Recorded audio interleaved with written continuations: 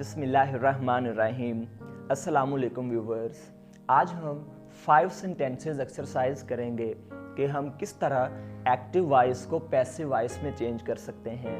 इससे पहले लेक्चर्स में मैं डिस्कस कर चुका हूँ कि एक्टिव और पैसिव में डिफरेंस क्या है और तमाम टेंसेस को हम एक्टिव से पैसिव में किस तरह करते हैं।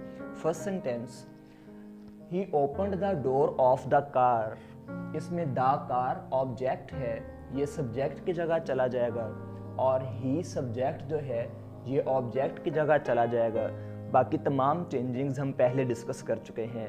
तो ये सेंटेंस इस तरह से पैसिव वॉइस में चेंज हो जाएगा, the door of the car was opened by him. Next sentence, the girl makes a picture. इसमें अ पिक्चर स्टार्ट में चला जाएगा।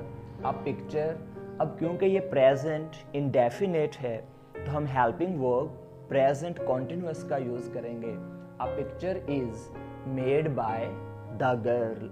Next sentence, he will write a letter. इसे हम पैसिव वॉइस में इस तरह चेंज कर सकते हैं, a letter will be written by him. क्योंकि ये फ्यूचर इंडेफिनेट था तो हम फ्यूचर इंडेफिनेट को जब पैसिव वॉइस में करते हैं तो हम फ्यूचर कॉन्टिन्यूअस के हेल्पिंग वर्ब यूज करते हैं।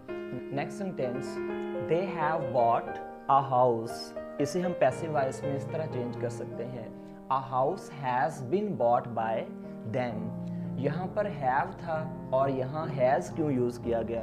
क्योंकि दे के बाद हम हैव यूज करते हैं, प्लूरल के बाद हैव यूज किया जाता है और यहाँ हाउस क्योंकि सिंगुलर था इसलिए हैज यूज किया गया। The a house has been bought by them.